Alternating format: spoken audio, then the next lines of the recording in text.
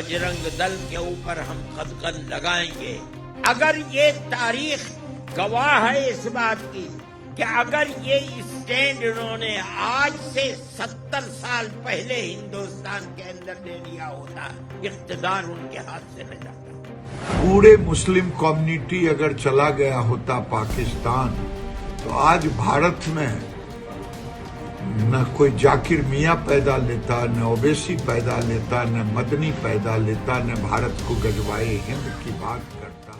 जमीयत उलेमाए हिंद के मौलाना अरशद मदनी जब भी बोलते हैं लगता है हिंदुओं के खिलाफ जहर उगलने का काम करते हैं। पहले भी भाईचारे की बात करने के नाम पर दिल्ली में एक एकता अधिवेशन किया गया था, उसमें भी कहा गया था कि सब मनु की औलाद हैं, और मोहन भागवत ने जो कहा था कि सारे मुसलमान भी कभी हिंदू थे, ये बयान जाहिलों जैसा है। इतना ही नहीं, मौलाना मदनी इस बार मुंबई में थे और यहाँ उन्होंने कहा कि कांग्रेस को 70 साल पहले ही बजरंग दल पर बैन लगा देना चाहिए था, और कांग्रेस अपनी गलती की अब भरपाई कर रही है, जो गलती उसने 70 साल पहले की थी। तो ऐसे में कहा जा रहा है कि बाबा बागेश्वर ने जो हिंदू राष्ट्र की घोषणा की है, ये सब उसी की खींच का नतीजा है। एक तरफ बाबा बागेश्वर हैं जिन्होंने हिंदू राष्ट्र की हुंकार भरी है, वहीं दूसरी तरफ मदनी के बोल बिगड़े हुए हैं। आज बात इसी पर करेंगे। नमस्कार, NMF न्यूज देख रहे हैं आप, मैं हूं आपके साथ अभिषेक पुंडित। धर्म के आधार पर पाकिस्तान बनाया गया, लेकिन उस वक्त 70 लाख के करीब मुसलमान ही पाकिस्तान गए और करीब 3.5 करोड़ से ज्यादा मुसलमान हिंदुस्तान में रुक गए। लेकिन अरशद मदनी का कहना है कि दुनिया का सबसे पहला मुसलमान हिंदुस्तान की धरती पर जन्मा है। पौराणिक मान्यताओं के हिसाब से सनातन धर्म करीब 90,000 साल पुराना है और इस्लाम धर्म भारत में 7वीं शताब्दी में आया। तो इन दोनों बातों का कहीं मेल ही नजर नहीं आता। मौलाना महमूद मदनी का कहना था कि भारत पर पहला हक मुसलमानों का है। और एक और मौलाना है, मौलाना तौकीर रजा, जिनका कहना है कि जैसे हिंदू राष्ट्र की मांग कर रहे हैं, अगर वैसे ही मुस्लिम नौजवान खड़ा हो गया तो फिर इस देश में भूचाल आ जाएगा। इन सभी के बयान आपको सुनवाऊंगा, लेकिन पहले बात ताजा मामले की करते हैं और दारुल उलूम वाले मौलाना अरशद मदनी क्या कहते हैं वो आपको सुनाता हूं। मगर गांधी फैमिली आगे बढ़ी। 2 ही भाई बहन, उन्होंने जिन चीजों को अपने मैनिफेस्टो के अंदर दाखिल किया, आप गौर करें कि हमसे वादे किए गए कि हम फिरका परस्त और फसाद परवर अनासिर की जमात के ऊपर कदगन लगाएंगे, बंद करेंगे, उसको ऊपर हम कदगन लगाएंगे। अगर ये तारीख गवाह है इस बात की कि अगर ये स्टैंड उन्होंने आज से 70 साल पहले हिंदुस्तान के अंदर ले लिया होता, इख्तिदार उनके हाथ से न जाता।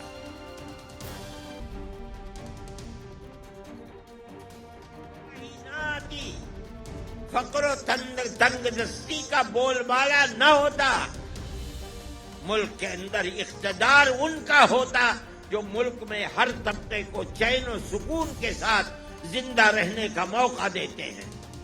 अगर ऐसा नहीं हुआ, आज आकर के उन्होंने ये कहा कि हम परस्त पार्टियों के ऊपर कदगन लगाएंगे, बंद करेंगे और मुल्क के अंदर भाईचारगी को लेकर बढ़ेंगे। एक शोर मच रहा था कि कांग्रेस ने इलेक्शन के अंदर अपने मैनिफेस्टो को अंदर इसको दाखिल किया कि हम बजरंग दल पर पाबंदी लगाएंगे। गलती, मैं समझता था कि गलती नहीं है, बल्कि अपनी गलती का तदारुक है। जो 70 साल पहले से गलती थी, आज उस गलती का तदारुक किया जा रहा है।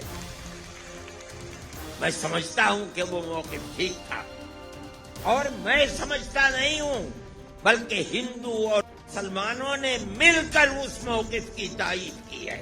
अरशद मदनी के इस बयान पर केंद्रीय मंत्री गिरिराज सिंह का भी बयान सामने आया है। उन्होंने कहा है कि गलती तो 70 साल पहले हुई है, लेकिन वो गलती ये हुई है, अगर सारे मुसलमान उस वक्त पाकिस्तान चले गए होते तो आज ये लोग यहाँ पैदा ही नहीं होते। सुनिए गिरिराज सिंह ने क्या कहा है। आप 70 साल पहले अगर हमारे पूर्वजों से भूल नहीं होती कि देश के बंटवारे में अगर पूरे मुस्लिम कम्युनिटी अगर चला गया होता पाकिस्तान, तो आज भारत में न कोई जाकिर मियां पैदा लेता, न ओवैसी पैदा लेता, न मदनी पैदा लेता, न भारत को गजवाए हिंद की बात करता। आज हमारे ऊपर ही बजरंग दल को कह रहे हैं कि इस पर लगना चाहिए पाबंदी। और ये 70 साल पहले देश का दुर्भाग्य है, हमारे पूर्वजों से बहुत बड़ी भूल हुई और वही भूल का खामियाजा आज की पीढ़ी भोग रही है। और ऐसे ऐसे लोग गजवाए हिंद की चर्चा करते हैं, चाहे जाकिर मियां हो, चाहे मदनी हो, चाहे ओवैसी हो, और चाहे सर तन से जुदा के नारे लगा। जमीयत उलेमाए हिंद के अध्यक्ष का कहना है, अगर कांग्रेस 70 साल पहले बजरंग दल को बैन कर देती तो आज देश बर्बाद नहीं होता। लेकिन यहाँ मौलाना को इस पर भी बात करनी चाहिए कि बजरंग दल की तुलना पीएफआई जैसे आतंकी संगठनों से नहीं की जा सकती, जो लोगों के हाथ काट देते हैं और सरतन से जुदा करने की धमकी देते हैं, हिंदुओं को काफिर बताते हैं और 2047 तक हिंदुस्तान को एक मुस्लिम राष्ट्र बनाने की साजिश रचते हैं। इससे पहले अरशद मदनी ने कहा था कि जो लोग देश को हिंदू राष्ट्र बनाने की बात कर रहे हैं वो सब गद्दार हैं। अगर 1 मिनट के लिए अरशद मदनी की बात को मान भी लिया जाए, हिंदू राष्ट्र की बात करने वालों को गद्दार भी मान लिया जाए, तो फिर सवाल खड़ा होता है कि पीएफआई जैसे संगठनों से जुड़े लोगों के लिए जमीयत उलेमाए हिंद महंगे वकीलों की फौज को क्यों उतार देता है, जो असल में देश की अस्मिता को तार तार करने की कोशिश करते हैं। उन पर इन लोगों के हलक क्यों सूख जाते हैं। हिंदुओं के खिलाफ अगर कोई बात आती है तो सब खुले हो जाते हैं। हिंदू राष्ट्र बनना या नहीं बनना संविधान तय करेगा, क्योंकि ये देश संविधान से चलता आया है और संविधान से ही चलता रहेगा। ये देश सरिया से न चला था और न ही चलेगा। लेकिन जो लोग पाकिस्तान बांग्लादेश के संगठनों के साथ मिलकर साजिश रचते हैं, वो लोग कौन हैं? उन जिहादियों को बचाने के लिए जमीयत उलेमाए हिंद क्यों वकीलों पर करोड़ों खर्च करती है? नए लोग लव जिहाद जैसे मामलों पर बोलते हैं, तब क्यों इनके मुंह में दही जम जाती है? अब एक बार हिंदू राष्ट्र पर तौकीर रजा को भी सुनिए और इनकी धमकी को भी समझिए।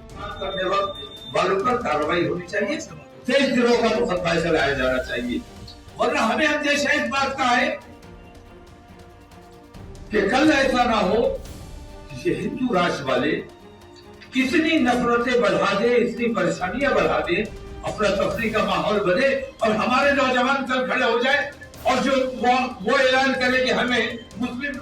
मौलाना तौकीर रजा शायद भूल रहे हैं कि एक मुस्लिम राष्ट्र दिया जा चुका है। जब धर्म के नाम पर एक देश का बंटवारा हुआ तो फिर अब आगे और क्या ही किया जाए। अब आप सुनिए कि पंडित धीरेन्द्र शास्त्री क्या कहते हैं।